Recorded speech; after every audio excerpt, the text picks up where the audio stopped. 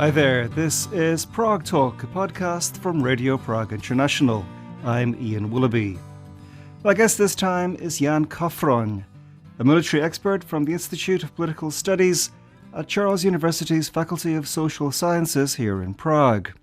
I wanted to speak to Jan in connection with the current international political situation, with many European leaders left aghast at American moves to unilaterally agree a Ukraine peace deal with Russia. And those concerns have only been intensified by an explosive speech by the US Vice President that some say signals a sundering of the transatlantic alliance. So what does the Trump administration's approach mean for Czech defense policy? And how likely is conscription to return? I discuss those questions and more now with Jan Kofroň in this edition of Prague Talk.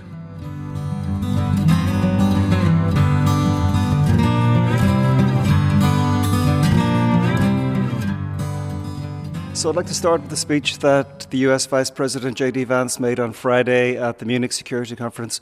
What's your main takeaway from Vance's address?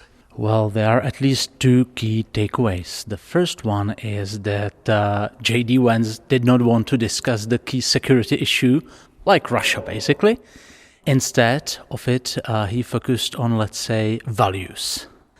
Which is kind of interesting because usually Europeans were the ones that focused so much on values and usually lectured the United States about values. This time it was reversed. And what is important, J.D. Vance showed quite clearly that he thinks that the United States and Europe are drifting apart when it comes to values. But isn't he forcing them further apart? I mean, I saw one comment, somebody said that the US now has a similar policy to Russia in that it wants to undermine the European Union. Well, definitely the US relationship to or toward European Union is kind of complicated, undoubtedly. Also, it is clear that the new US government wants to have a different relationship with Russia. Whether it will work out or not, it's a different question, but definitely it creates a set of challenges for the European Union, and especially for the eastern members of the NATO and European Union. Why especially the eastern members? Let's face it. For example, if I'm right, you are from Ireland. Do you feel threatened by Russia? But I live here. Yeah. If you live here, you feel the pressure, at least to some extent. Try to imagine the situation in Poland or in Estonia. So obviously, for those countries that are close to Russia, Russia is a real existential threat. That's not so much the case for, Portugal, Ireland, or even France. Where does this all leave NATO? For example, if in a few months from now the Russians decided to invade, obviously very theoretically, hypothetically, to invade, say, one of the Baltic states, what would happen, do you think? Well, first, I think this is, as it is now, it's rather a hypothetical question, or very, very hypothetical question. Nevertheless, let's say that we are not talking about 2 or 3 months, but let's say that we are talking about 3 years. Let's say 3 years. I don't know what's going to happen. That's the most terrifying part, because one can imagine that Trump eventually decides to take back at least some of US forces from Europe. And one can also imagine that some hypothetical future clash between Europeans and Americans will lead to a situation when NATO gonna be de facto, not de jure, but de facto. I say this as a worst-case scenario, but that's definitely something we should think about. I'm not saying that NATO is dead, not at all, but definitely we can see those darkest scenarios as, let's say, more realistic than 10 years ago. So you might be perfectly certain that other nations would come to help Estonia or Poland. I don't know. I hope so, but I'm not 100% sure. But if NATO doesn't enforce Article 5, it might as well not exist, right? Precisely. And that's the biggest fear, obviously. However, here we need to say one thing. The relationship between the United States and Europe was definitely unequal. And in this sense, Trump and his company, they are absolutely right. It was absolutely weird that Europeans provided something like 25% of NATO capabilities, while the United States provided something like 70-75. That was really, really strange. So let's be honest, it's absolutely fair from the American side to want more European engagement when it comes to defense. And this holds even for the Czech Republic or even other, let's say, Central European countries like Germany. So let's be honest, it's absolutely understandable that the United States want us to pay more and do more. That's perfectly fine. We heard a lot last year about how Europe needed to Trump-proof itself to prepare for bad scenarios. Also, that this could be an opportunity for Europe to step up and take more responsibility. Now this reality, the new reality, is here. How do you think what we've seen will impact how Czechia looks at defense planning? First, the Czech Republic, we were one of the biggest free riders, let's say, since 2010 till 2020, perhaps 2021. We were among the states that spent smallest amount, relatively speaking, in percentage of GDP on defense. Now we are around the, let's say, median value of NATO, around 2%, hopefully. So it will be very, very difficult to get to 3%, because so far it was very, very hard for us to get to 2%, and honestly 2% are not that hard. So this is going to be difficult. Obviously it will increase the pressures to increase defense spending. Also it will lead to further debates about how the defense posture should look like. Nevertheless, if you look at the political elite, it's pretty clear that, for example, neither Civic Democratic Party or Yes, or the movement Yes, want to discuss at least the hypothetical possibility of military service. Yet we know that we cannot get to promised numbers of soldiers, or the numbers that we're going to promise to NATO in a very few months. So this leaves me with a small desperation that we won't be able to fully rise up to the challenge. I'd like to get back to the troop numbers in a moment, but first, has there been any Czech response to Trump's call for 5% spending on defense? Look, 5%, that's not realistic. Let's remind one thing. Even during the height of the Cold War, let's say 65 to 85, most of European countries, with the exception of Great Britain, they spent something like 3% on defense, plus minus, depending on the year and the situation. So if Trump now wants us to spend 5%, this is ridiculous. Also, where did he get the number? It seems like he just pulled it out of the air. Yeah, precisely. I don't think that there is a rational when it comes to this number. If he said, let's say, 3 or 3.5, I would say, okay, that makes sense. And it's something which existed during the Cold War, so there is some kind of a precedent. And during the Cold War, it was enough to deter a very, very powerful Soviet Union. But Russia is not a Soviet Union. That's a way smaller state. Technologically speaking, it's quite backward. So therefore, I think something like 3 or 3.5% should suffice. However, we need to say one thing. A big problem is that the Europeans did not spend enough in a preceding decade. So there is kind of a debt when it comes to defense, and we need to somehow pay for this debt in a relatively short period of time to be able to defend against Russians, even without the Americans.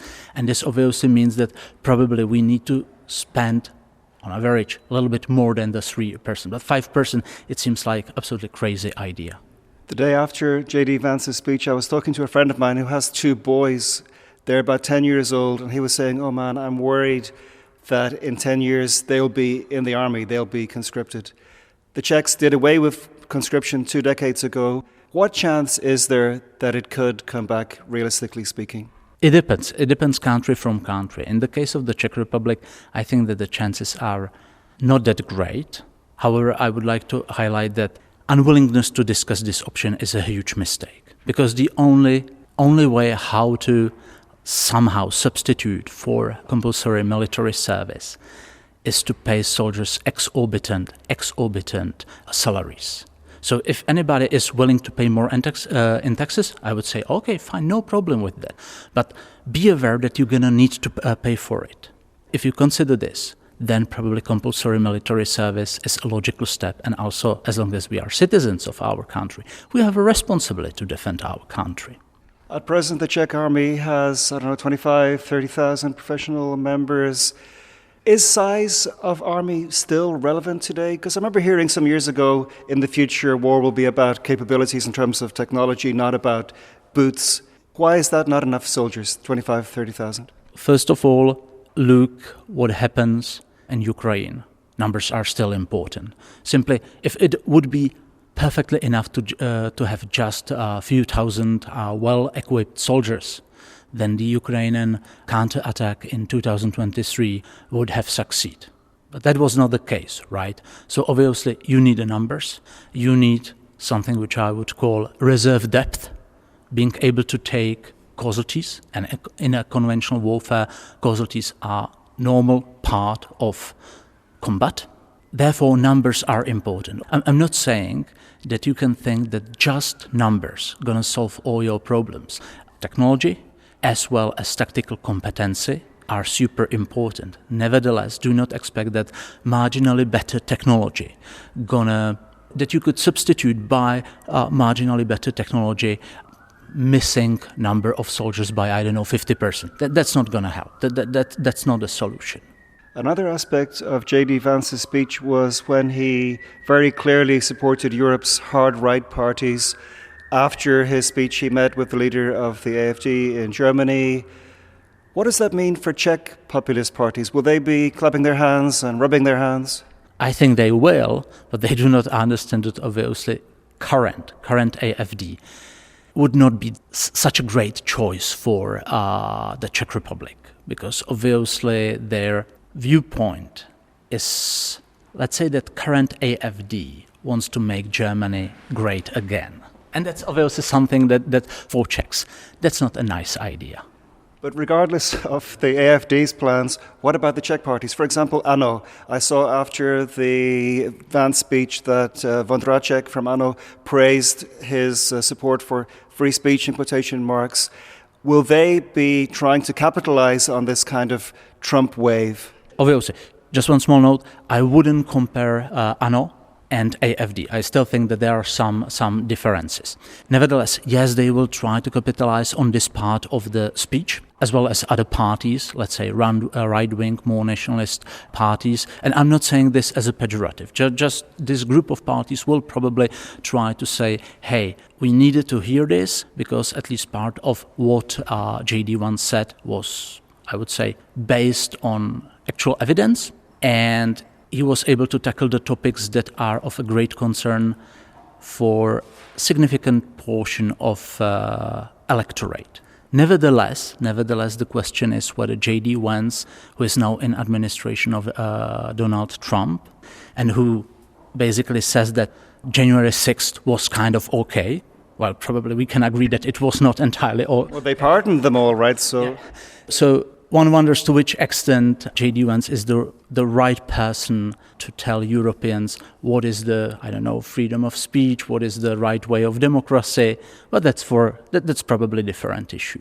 Obviously, the Czech Republic has been a major supporter of Ukraine from the start of the full-scale invasion. What is their response, or what is the Czech government's response, or has there been much response so far to Trump's move to open peace talks with Putin? I think that those in the government that are, let's say, smarter, they anticipated something like this. Also, they did not have a time to react properly. I think that they will probably try to somehow persuade Trump that Europe will or should have place in that negotiation too. I don't think that they're going to succeed, or it will be very hard for especially just the Czech Republic to persuade Trump and his company in this way. Also, I guess that some of them are probably shocked, because at least some of them hoped that the deal for Ukraine gonna be better, and it seems it's not gonna be great. But surely the Czech government would have zero influence on the Trump administration. I mean, there's no hope in hell that the Trump government are going to listen to PM Fiala. Sadly so. Unfortunately, I think that when it comes to, for example, Ministry of Foreign Affairs, I'm not sure whether all, let's say, politicians as well as servants understand the current situation. My guess is that at least some of them still hoped that the Trump administration will behave in different way. That basically it was a rhetoric during the campaign. Nevertheless, I usually say when the rhetoric repeats, and when it comes to Ukraine, I think Donald Trump was perfectly clear, and he repeated himself, and the same goes for J.D. Vance and Vivek Ramaswamy. So it was kind of we had it coming. Also, we've now had several weeks of evidence of the approach that the Trump administration is taking. Yes. The British Prime Minister has already said that UK troops could take part in some kind of peacekeeping mission to enforce any peace deal that may come between Russia and Ukraine. Do you think it's likely the Czechs could also be involved? I think that if this scenario materializes on the side of Britons, but also on the side or in the sense of actual peace agreement, which is still not yet there, we are talking in hypotheticals, Czechs probably would be willing to contribute some troops. Nevertheless, let's be honest, given the size of our army, it would be a relatively marginal contribution. Also, and that's kind of important, I'm not sure that Putin gonna agree with some substantial military presence of soldiers from NATO countries, even if those troops would not be covered by Article 5. So now we are talking in pure hypotheticals. My final question is a big question, and that is, what are your ultimate fears of what could happen in the next couple of decades with Russia and Russian expansionism? Are you afraid? Well, my fears are basically the same for past 10 to 15 years, that eventually the United States is going to abandon Europe for maybe good or bad reason, but that's a different story, and that we won't be able to soon enough readjust our defense policy in two ways. Because first, we will need to spend more, but as we said at the beginning of the interview, I'm not sure that we can do it. It seems to me that the political will is to some extent lacking. Second, it seems to me that quite often we are looking for a solution that comes from abroad. In the previous decades, we were betting everything on the United States, and we wanted the United States to protect us. And when we saw that the United States are willing to do that, we did not consider the possibility that eventually, one day, this is going to end somehow. And now, my fear is that we're going to bet on the European Union in the sense that not only that we would like to see more cooperation, but we will hope that Germans or Spaniards or Italians are going to have higher willingness to defend us than what is our own willingness to defend our country. And that's kind of a big problem, because if we externalize our defense, that's kind of very dangerous bet. And that's my biggest fear, because obviously then Russia one day can realize, hey, those West Europeans, they are maybe not so willing to defend, or maybe not so able to defend eastern part of Europe, and then what's going to keep them at bay? How much appetite do you think the Russians have for expanding further? I think less than many people would have thought, because I think that the Ukrainian war was kind of a lesson, very hard lesson, even for them. Nevertheless, as you asked about, let's say, long distance or long time horizon, even a small probabilities can accumulate. That's the risk.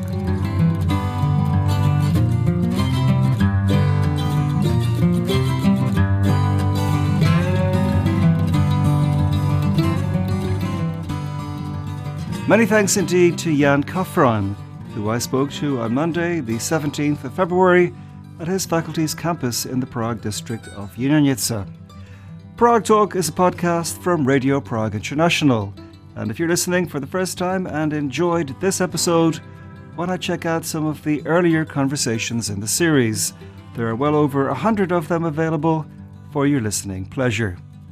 But for now, that's all from me, Ian Willoughby. Thank you so much indeed for listening to Prague Talk, and talk to you again very soon.